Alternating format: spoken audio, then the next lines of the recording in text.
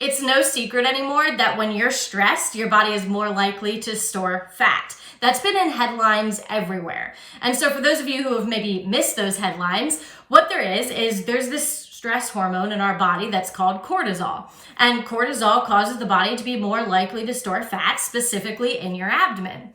What hasn't been talked about very much is that dieting can actually cause this same increase in cortisol and subsequent potential fat storage that just regular day-to-day stress can do. So I'm going to talk about a study that's referenced in the book that we often like to talk about, which is called Secrets from the Eating Lab by Tracy Mann.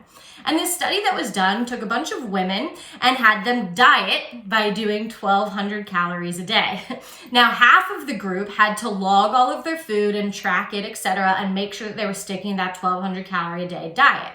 The other half of the group was actually given prepackaged foods that equated perfectly to 1,200 calories. Because basically, what the researcher wanted to see is, was it just the act of logging and tracking, or was it dieting in general?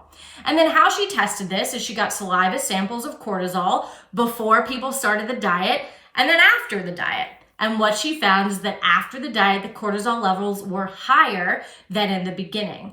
And her conclusion was that actually dieting causes the same stress response in the body as regular stress does.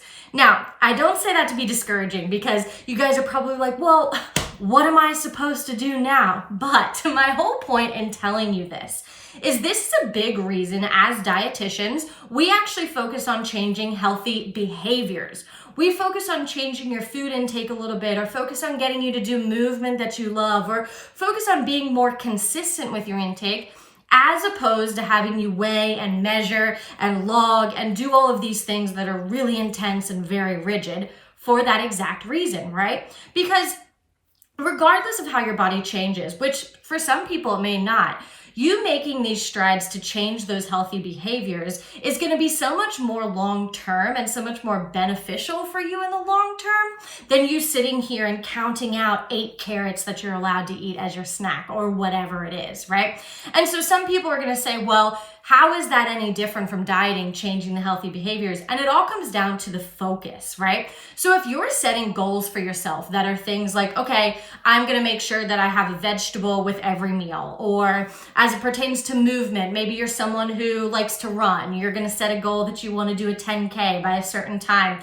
When you're setting goals like that, it's a lot more achievable. It's a lot more validating when you actually meet those goals, as opposed to when your goals are only focused on your body and changing your body. Because, as we all know, those body changes either A, may not come, or may not come in the time frame that you thought that it would. And what happens? You step on the scale, or you measure yourself, or I don't know, whatever it is, and it's not what you thought it would be, and you're like, but I've been being perfect about this, and this, and it totally messes you up and you get really upset. And a lot of the times, that's when we tend to rebel against the diet, and then, who knows, go out and eat 7 donuts.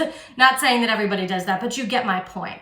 So again, one of the big takeaways here is that we want you to focus on the other things. I've mentioned this a lot in a lot of our videos, but we want you to focus on what we call non-scale victories. I want you to focus on things like your hunger and your fullness, and actually listening to those things and making sure that they're accurate.